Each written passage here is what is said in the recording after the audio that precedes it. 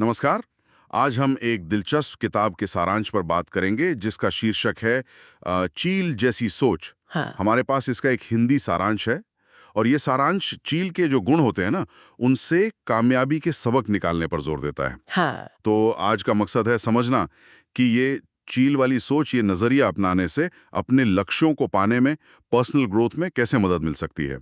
देखते हैं कि क्या खास बातें हैं इसमें। बिल्कुल। और चील हमेशा से शक्ति का, क्लियर विजन का, निडरता का प्रतीक मानी जाती है। तो ये देखना काफी रोचक होगा कि ये समरी कैसे इन चीजों को हमारी रोजमर्रा की जिंदगी से जोड़ती है। हाँ, ठीक है। तो शुरू करते हैं। सबसे पहली बात जो है, जो मुझे लगता है सबसे अहम है, चील की ऊंची उड़ान। हाँ। सारांश कहता है, विजन ऊंचा रखो, मतलब बड़े लक्ष्य बनाओ, दूर की सोचो, और वो जो भीड़ चाल होती है ना, उससे थोड़ा हटकर अपना रास्ता बनाओ। और इसमें एक और बात है जो मुझे बहुत दिलचस्प लगी, वो ये कि चील आंधी तूफान से घबराती नहीं है। अच्छा। हाँ, बल्कि वो हवा के उसी प्रेशर का इस्तेमाल करती है और ऊंचा उड़ने के लिए। तो सबक ये नहीं कि सिर्फ मुश्किलों का सामना करो, बल्कि ये कि उन मुश्किलों को अपनी ग्रोथ के लिए इस्तेमाल कैसे करें। वाह, ये तो गजब का नजरिया है। मतलब मुश्किल को सीढ़ी बना लेना। बिल्कुल।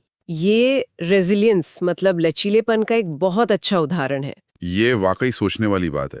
अच्छा, और फिर आता है फोकस, चील का फोकस। हाँ। कहते हैं जब वो शिकार पर नजर जमाती है तो फिर उसे कोई चीज भटका नहीं सकती। बिल्कुल पिन पॉइंट फोकस। सही। और आज की दुनिया में सोचिए जरा, कितने डिस्ट्रैक्शंस हैं हमारे आसपास।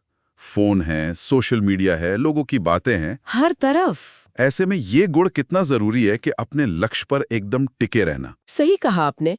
और एक और बहुत ही शक्तिशाली विचार है इसमें, वो है बदलाव को अपनाने का साहस। हाँ, ये थोड़ा मुश्किल लगता है। हाँ है।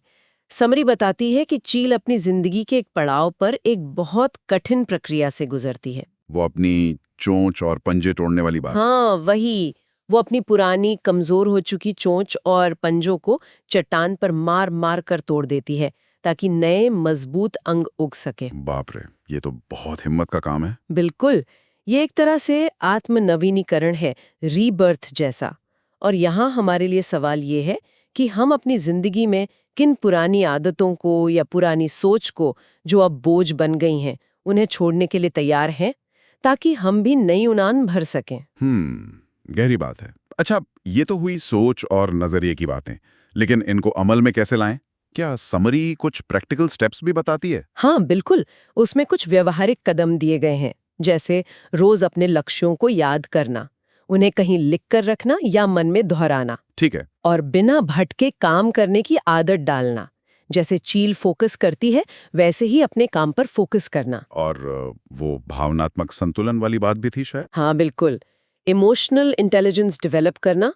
जैसे चील शांत रहकर नियंत्रण के साथ शिकार करती है, वैसे ही अपनी भावनाओं पर, गुस्से पर, डर पर या टालम-टोल पर काबू रखना। आत्मनिर्भरता का भी जिक्र था शायद। चील अकेले उड़ती है। हाँ, ये भी एक पॉइंट है। चील अक्सर अकेले शिकार करती है, अकेले उड़ती है।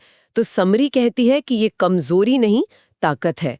हर वक्त दूसरों के सहारे या वैलिडेशन की उम्मीद ना करना, अपनी ताकत पर भरोसा रखना। सही। और एक आखिरी बात, वो ऊंचे स्टैंडर्ड सेट करने वाली। हाँ, चील हमेशा ऊंची, साफ सुथरी जगहों पर अपना घोंसला बनाती है ना। ये हमें ये सिखाता है कि हमें मीडियोक्रिटी से, मतलब औसत दर्जे की सोच या काम से ऊपर उठना है। हमेशा बेस्ट करने की कोशिश करनी है, एक्सीलेंस के लिए एम करना है। तो अगर हम इन सब बातों को जोड़कर देखें। हाँ, तो कुल मिलाकर चील जैसी सोच का सार यही है: ऊंची नजर रखो, बड़ी सोच रखो। मुश्किलों से डरो मत, बल्कि उन्हें अवसर बनाओ। सही। बिल्कुल। आत्मनिर्भर बनो, अनुशासित रहो, और हमेशा साधारण से ऊपर उठकर बेहतरीन की तलाश में रहो। तो मतलब लब्बो-लुबाब यह है कि ये समरी हमें अपनी छिपी हुई क्षमताओं को पहचानने के लिए कहती है।